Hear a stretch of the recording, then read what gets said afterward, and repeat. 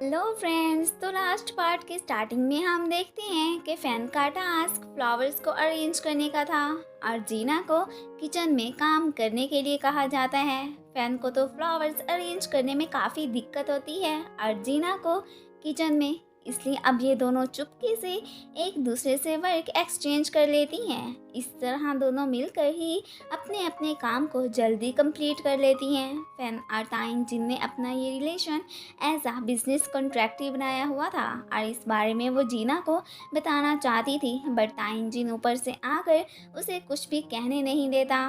रात को fan king फिर अपने घर भी चक्कर लगाने आती हैं। अब वहाँ पर वे को ड्रिंक करता देखकर वो भी काफ़ी ज़्यादा वाइन पी लेती हैं। जब ड्रंक कंडीशन में वो सो जाती है तो तब वे को शरारत सोचती है। वो जानबूझ के फैन को किस करके फ़ोटो बना लेता है एंड फिर इसे ताइन जिन को सेंड कर देता है। वो तो ये सब देखकर काफ़ी जेलिस फील करता है एंड उसे लेने घर पहुंचा होता है। वे तो नहीं चाहता था फैन घर से जाए, बट ताइन जिन फिर भी ज़बरदस्ती उसे उठाकर वहाँ से ले जाता है।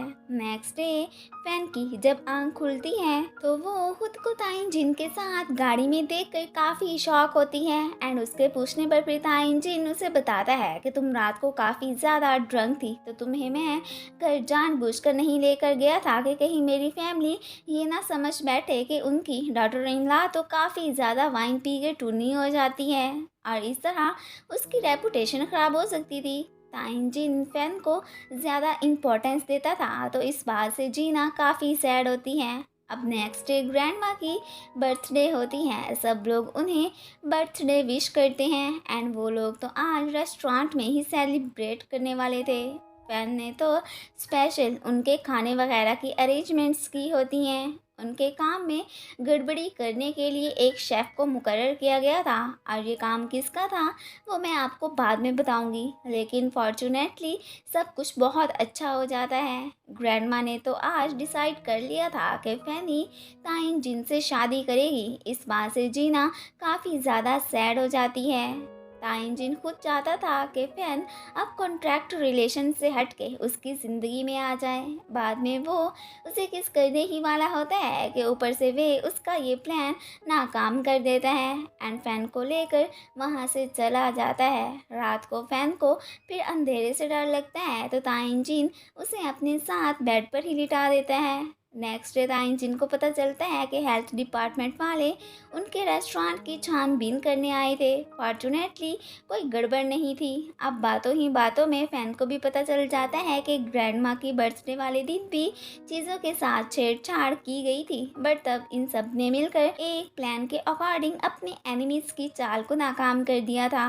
एंड फिर ताइन जिन उसे ये भी बता देता है कि इस सब के पीछे स्टेप मॉम का ही काम था और त्यानजी की फियांसी यू किंग उन्हीं के अंडर ही वो काम करती हैं। यू किंग रेस्टोरेंट में मौजूद एक शेफ जैक की ही कज़न थी तो उसने उसी से ही ये सारी गड़बड़ी करवाई थी। अब इससे पहले के मज़ीद रेस्टोरेंट में जैक कोई भी ट्रबल क्रिएट करता ताइन जिन उसे जॉब से ही फायर कर देता है। बाद में फैन जब किचन में काम कर रही होती है तो ताइन जिन उसके पास जाकर उसे कहता है कि मैंने तुम्हें एक इम्पॉर्टेंट बात बतानी है और फिर घर आकर वो उसे अपनी फैमिली की सीक्रेट रेसिपी बुक देता है। बट फैन तो इस बात से हैरान होती है कि ये बुक तो उसके डैड की थी और ये फिर इनके पास कैसे आई। फिर नेक्स्ट डे बहुत सोचने के बाद ग्रैंडमा ने अपनी कंपनी के 10% स्टॉक्स को फैन के नाम कर दिया था। सब लोग इस बात से काफ़ी ज़्यादा शॉक होते हैं। फैन तो ये सब नहीं लेना चाहती थी बट अब उसे फिर ये सब लेना ही पड़ता है।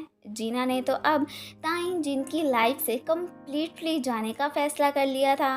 अब कंपनी में कुछ गड़बड़ चल रही होती है तो त्यानजी ताइन जिन को रिज़ाइन देने को कह देते हैं कि अब सब कुछ मैं संभालूंगा। तो ताइन जिन भी रेस्टोरेंट और कंपनी छोड़ने के लिए मान जाता है, लेकिन साथ में काफ़ी दुखी भी होता है कि वो अपने भाई से कितना लव करता था और अब देखो उसने मुझे खुद से ही अलग कर दिया है। त्यानजी तो ताइन जिन को घर तक छोड़ने का कह देता है और सारी प्रॉपर्टी भी अपने नाम करा लेता है। त्यानजी का ये सब करने के पीछे एक रीज़न था, वो मैं आपको एंड पे बताऊंगी। ताइन जिन का कोई अता पता नहीं होता तो मॉम फैन को कॉल करके उसे ढूंढने के लिए कहती हैं। फैन फिर उसे ढूंढने उसकी फेवरेट प्लेस पर आ जाती है। तो फाइनली वहाँ पर उसे ताइन जिन नज़र आ ही जाता है।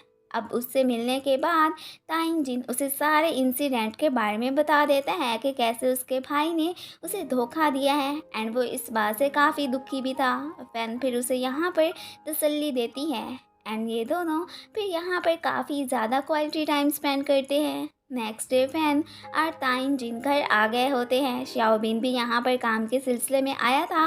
वो तो ताइन जिन को देखकर काफ़ी हैप्पी होता है। इन सब लोगों ने मिलकर एक रेस्टोरेंट खोलने का प्लान बनाया था। और फिर यहाँ पर हम देखते हैं कि यांग साहब भी अब घर वापस आ चुके होते हैं। ताइन जिन तो अब फैन के घर में ही स्टे करने वाला था। दूसरी तरफ यांजी को पता चल चुका था कि कंपनी में उल्टे काम करने वाली तो उसी की फियांसी यू किंग थी, इसलिए उसने उससे ब्रेकअप कर लिया था। अब फिर टियानजी का भी दिल टूटा हुआ था। वो जीना को बुलाकर उसके साथ मिलकर काफ़ी ज़्यादा ड्रिंक करता है। अब दोनों ही काफ़ी टुन हो जाते हैं। तो इसलिए नेक्स्ट मॉर्निंग जब इन दोनों की आँख खुलती हैं तो तब उसे याद आता है कि रात को उसके और जीना के साथ काफ़ी कुछ हो चुका है। वो तो इस वक्त जीना के घर पर ही था। डैड भी टियानजी को यहाँ पर देख लेते हैं। वो तो अब यही चाहते हैं कि जीना अब टियानजी के साथ ही अपना रिलेशन आगे बढ़ाए। वे की मुलाकात डैड से भी हो गई होती है एंड वो भी उसे अब घर वापस आने को कहते हैं, लेकिन वे अभी भी घर लौटने को तैयार नहीं था। रात को वे फैन और ताइन जिन को किस करते देखते हैं तो वो इस बात से काफ़ी सैड हो जाता है। अब तो जीना ने भी टियानजी को लाइक करना स्टार्ट कर दिया था और ये दोनों ही अब एक साथ में अपना रिलेशन स्टार्ट करने की बात करते हैं। टियानजी ग्रैंडमा से अपनी प्रॉब्लम्स शेयर करता है कि कंपनी इस वक्त डिस्ट्रैक्ट होने वाली है क्योंकि वो काफ़ी ज़्यादा लोन ले चुके थे। तो ग्रैंडमा अब इसे बचाने के लिए अपनी प्रॉपर्टी का कुछ हिस्सा बेचने का सोचती हैं। अब इस सब प्रॉब्लम का टियान जीना को भी बता चुका था तो वो इस बारे में ताइन जिन से बात करने का डिसाइड करती है। फिर वो ताइन जिन को कॉल करके एक होटल बुलवाती हैं। इस बात से फैन को काफ़ी गुस्सा आता है और बाद में वो उससे सही से बात भी नहीं करती। तो ताइन जिन उसे बता देता है कि जीना ने मुझे काम के सिलसिले में ही बुलवाया था, तुम यूँ जेलिस फील ना करो। ताइन जिन ने तो अब फैन के घर से जाने का भी प्लान बना लिया था। अब वो जब टियान से मिलने आता है तो फिर हमें पता चलता है असल में कंपनी की प्रॉब्लम से ताइन जिन को बचाने के लिए ही टियान ने उसे कंपनी से निकलवाया था। अब ताइन जिन के टियान के साथ सारे गिले शिकवे ख़त्म हो जाते हैं। सब लोगों ने कंपनी को बचाने के लिए नाइट मार्केट को बेचने का फैसला किया था क्योंकि वो प्रॉपर्टी ताइन जिन की फैमिली की ही थी। इस बात का फैन को पता चलता है तो वो दुखी हो जाती है। वो तो नाइट मार्केट के पीपल्स को अपनी फैमिली की तरह ही समझती थी एंड वो लोग मिलकर फिर प्रोटेस्ट भी करते हैं। अब फैन के भी प्रॉपर्टी में शेयर्स थे तो वो अब मीटिंग बुलवा कर उस डिसीजन को चेंज कराने का डिसाइड करती हैं। अब बस जैसे तैसे करके इस मीटिंग में फैन को ज़्यादा से ज़्यादा वोट्स चाहिए थे। बाद में ताइन जिन को ग्रैंडमा के थ्रू एक सीक्रेट का भी पता चलता है कि फैन के डैड की डेथ में उसके डैड का हाथ था। तो वो इस बात से काफ़ी शॉक होता है एंड गिल्टी फील करता है। उनका झगड़ा रेसिपीज़ को लेकर हुआ था, तभी तो उनकी फैमिली के पास फैन के डैड की बुक थी। मीटिंग में तो फैन किंग फिर ज़्यादा वोट ले जाती है एंड तभी फिर नाइट मार्केट को सेल करने का डिसीजन चेंज कर दिया जाता है। अब तो फैन को वे के बैकग्राउंड का भी पता चल गया था। नाइट मार्केट को फिलहाल के लिए वे को बेच दिया जाता है। इस तरह फिर उनकी कंपनी को भी पैसे मिल जाते हैं और वो डूबने से बच जाती है। सारी प्रॉब्लम्स तकरीबन ठीक हो चुकी थी। फैन की मॉम से ग्रैंडमा पर्सनली सॉरी भी बोलती हैं कि उनके बेटे की वजह से उसके हस्बैंड की डेथ हुई थी। वो तो उन्हें माफ़ नहीं करती और उन पर बहुत ज़्यादा गुस्सा हो जाती हैं। अब वो तो फैन को भी इस सब के बारे में बता देती हैं। ताइन जिन बाद में फैन को कॉल करके मिलने के लिए बुलवाता है एंड उसे ये शौक देता है कि मैं हमेशा के लिए ये रेस्टोरेंट तुम्हारे ज़िम्मे लगाकर इसे छोड़कर जा रहा हूँ। असल में वो बहुत ज़्यादा गिल्ट फील कर रहा था कि इसके डैड की मौत का ज़िम्मेदार मेरे डैड है, तो मैं अब इसके साथ रहने के काबिल नहीं हूँ। फैन तो उसके यहाँ से जाने से काफ़ी दुखी होती है। ताइन जिन ने तो अलग से फूड वैन खरीद कर उस पे काम करना स्टार्ट कर दिया था। फैन ने तो अब अपना न्यू रेस्टोरेंट भी ओपन कर लिया होता है। त्यांजी और जीना की तो अब एकदम परफेक्ट जोड़ी बन चुकी थी। फिर हमें 1 साल बाद का सीन दिखाया जाता है। फैन तो अब ताइन जिन की तरह ही एक फेमस शेफ बन चुकी होती है। श्याओबिन को पता था कि ताइन जिन कहाँ काम करता है, बट उसने इस बारे में फैन को नहीं बताया था।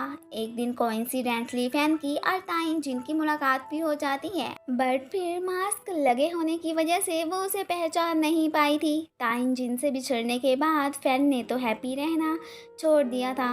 इस बात से वे और फैन की मॉम काफ़ी सैड होती हैं। अब जब वो फिर ग्रैंडमा से दोबारा जाकर मिलती हैं, वो तो अब उनकी फैमिली को माफ़ कर चुकी थी। फिर वो फैन के पास जाकर उसे झूठ बोल देती हैं कि मुझे अब पता चला है कि तुम्हारे डैड की मौत के पीछे ताइन जिन की फैमिली का हाथ नहीं था। ताइन जिन उस वजह से ही तुमसे दूर रह रहा है, इसलिए अब तुम जाओ उसे ढूंढो और उसके साथ अपनी लाइफ बिताओ। फैन तो अब ताइन जिन को ढूंढकर उसे अपने पास लाने के 100 आइडियाज़ लगाती है, बट सब नाकाम हो जाते हैं। वे ने तो अब फैन को छोड़ने का फैसला कर लिया था कि ये जिस पर्सन के साथ खुश रहना चाहती है उसके साथ ही रहे।